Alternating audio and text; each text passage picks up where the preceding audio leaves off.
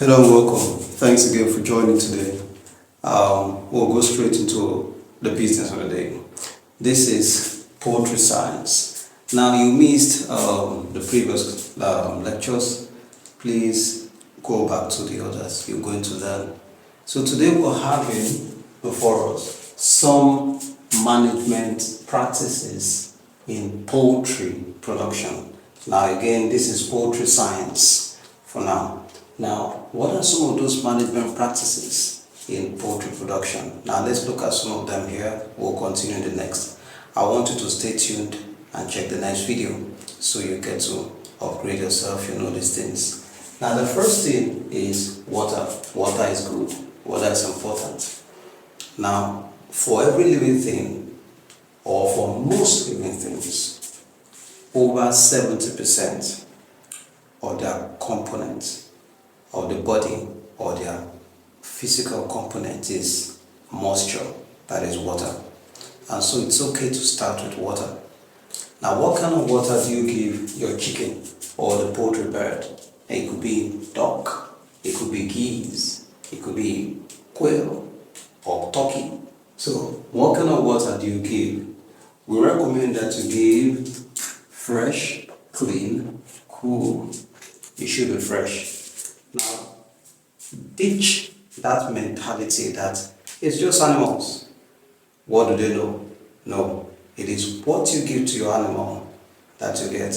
If you give them good food, you get the best.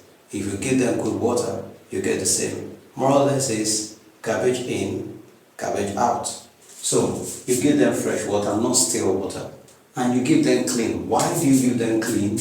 Or what kind of clean? What do you mean? Free from debris. You don't have particles. You don't have sap. You don't have repulsive taste or smell.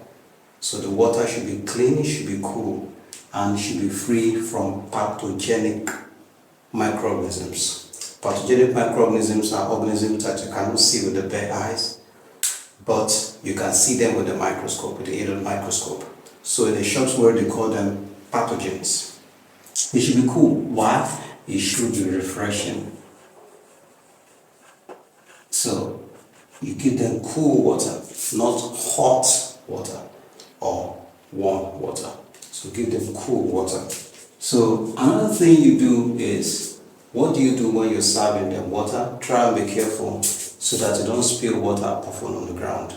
The reason is this: if you spill water on the ground, it breeds maggot fast, and it also causes stench, or it causes smelling. So you need to be careful so you don't spill water on the ground. If you spill, just try and clean it up so that it doesn't cause any of these things. And apart from that, pathogens, that is disease-causing microorganisms, they thrive in moisture or moist places. So try as much as possible to keep things to be dry, keep things dry. You will notice food items that are dried and powdery hardly come bad compared to wet ones. So pathogens like nutrients and they love moisture content. So be careful. So you don't want pathogens, you want your chicken. Now the next is feeding. But before I do that, what do we do? What do we talk about watering? Watering is the administering of water. And you do that using a water trough or water, the nipple, water system in the place. Now, to feeding, why do you feed? You administer nutrition or substance that have nutritional benefit to your animals. So it's also important not just to feed, but your aim should be to meet nutritional requirements. Now, there are two keywords I want to bring out here. One is ration, and that one is diet. Now, a diet is what an animal is required to feed on for it to meet up the purpose for which it is reared. If an animal is in a physiological state where it is lactating, you give it ration, you place it on a diet that will help it lactate more. That is, I'm talking about mammals now. Now for laying animals, you give them a diet that will help them lay eggs more. If it is broiler chicken, you give them a diet that will help them add flesh, that is the muscles. That is what diet is. The feed is tailored towards making them achieve this certain goal. Now, but what's the ration? Ration is what an animal is supposed to eat at a particular time. A duration is usually time framed. Oh, this is your ration for today. This is a ration for today. This is a ration for the time. So that's the difference. Now, this is important. Now, some people believe that it's better to feed animals 3 times or 2 times in a day rather than just dumping it there. Now, I understand it will vary. For people who are busy, you need to go to work. You don't have a staff and you do your chicken, maybe your subsistence chicken yourself, train brain. You can do that. You can do that. You get a big container or big feeding trough. You give them something that you give them the feed that could serve them because you don't have someone else to assist you. But then if you're doing it as a business and it's for commercial purpose, it's recommended that it's more economic giving them feed perhaps in the morning and then in the evening, or morning, afternoon and then the evening. So because it's more economical. Now, one of the things is this: when animals finish eating, when they're satisfied, they don't leave, they stay there. They just keep playing. Before you know, they pour almost everything on the floor. And before you know, when they are hungry, they come back, they start picking it again and start picking pathogens. So you have to be careful. So you have to weigh your options considering your time for other businesses, other things you're doing. Now, it's all economic. Whether you're rearing it to sell or you're rearing for your feeding, it's still economic. Now, the next is the litter changing. Now, the litter refers to the bedding or whatsoever you put on the floor to absorb moisture, to absorb also their dropping, their litter, and also to make the place, to cushion the place. Now, what are the reasons for the litter? Use it to cushion the floor so it's not so hard for them. Now, another thing is to avoid cold, because direct contact with this, it transmits cold. Direct contact with the cemented floor, it's not so good. Another thing is slipperiness. Now, one thing is this: when animals sleep, just like humans, if you're walking and you slip down the stairs and you break your leg, it's just that humans are more intelligent. We have devised means, maybe prosthetics or other things, walking stick or others to help ourselves, right? But animals don't have that luxury. If an animal breaks its leg by dislocation, it's likely that animal will not feed well, except you have to take the pain to feed it well. The animal will not be able to compete with the others in the place. And those animals they don't do like humans. They are not like humans. Humans can be considerate, but they are not considerate. When it's time for food, they trample on each other. It's just the survival of the fittest for them.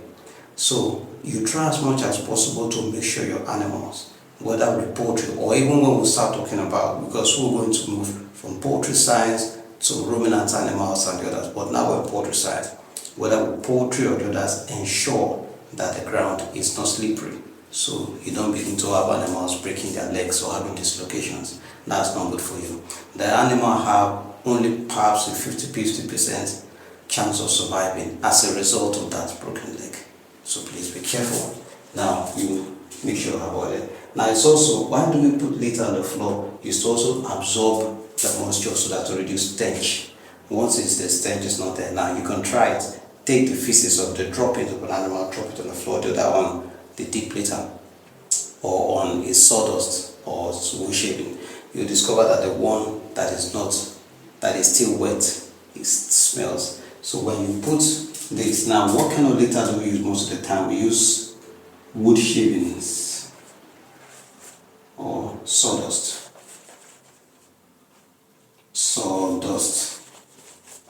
Now let me see. Now in the previous video, I gave a difference between the wood shaving and the sawdust. The wood shaving is that which is taken when you take from the jack plane. Some from the jack plane is coily, but this is not coily. Then the sawdust is from the soil of the wood, the tiny particles that drop.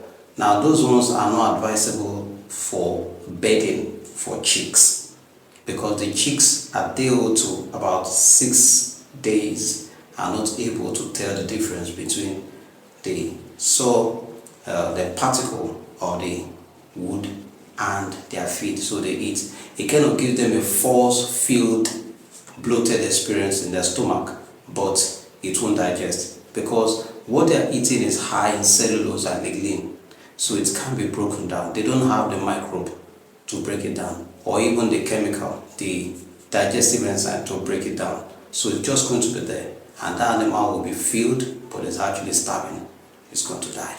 So for them, you don't use sawdust. Now we go here. Now, why do we need to change the litter? So sorry, when do we need to change it? It depends. There is no real time for changing it. So you have to be cautious, you have to be careful. So you have to watch and you see when to remove it. Sometimes when you do, and it depends on several factors. Number one, if you live in a community around people where the stench is a big deal, you have to remove it often, if you like, every day. Sometimes if you have a farm where your farm is actually cut out and separated from residential area, then you can live for maybe 2 days or 3 days, or as you like, or depending on several things. Now, sometimes it could depend on this or that thing. Now, how often? I think this is also close to this. How often? Now, how often do it depends on the season.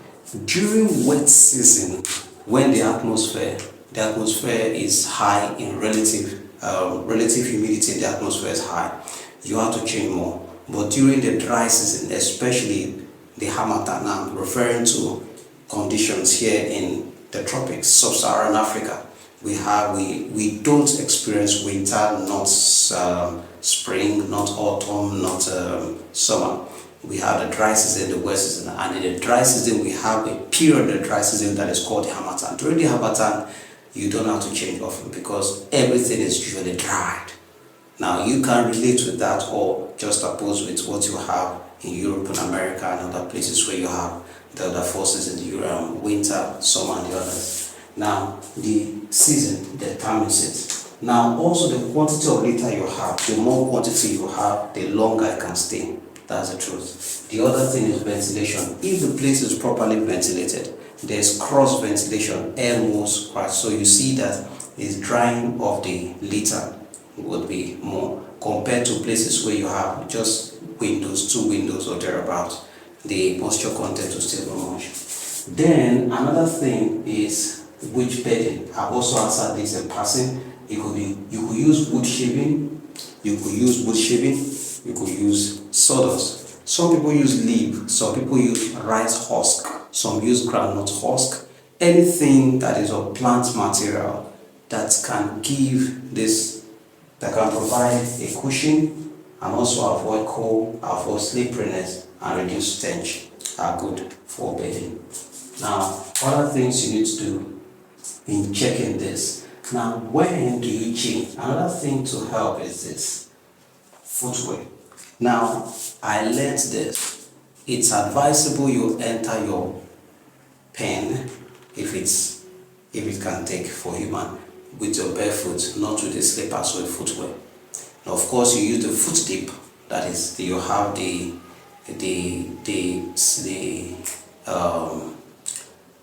disinfected water, and so you dip your foot there, there you go in. Now the thing is this, if you wear your slippers, you will not easily tell when the litter is dirty or due for changing. But if it's your barefoot, you will always touch it too. Their feces will stick to your leg, will stick to the foot, to the underfoot.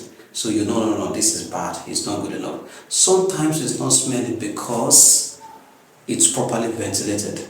But by the time you step your foot, you're always stepping, it's always sticking to your leg, it's irritating you. This is a deal, you remove it. And that's good. Let me tell you this, you can cut down up to 50% or even lower by keeping to good sanitation. You can cut down on drugs. Cut down on drugs. Some people, and drugs are not so good because they have a secondary effect on human being at sub-lethal levels. So you have to be careful when using drugs. Now, as we draw a close, we have said the use of footwear to check on this. Now, because the length of the video is already longer than I wanted, now we'll look at this. Watch out for this in the next video. vaccination and the worming, and then we'll look at others in the coming videos. I also thank you for staying tuned. Please let's do that again next time. Thank you.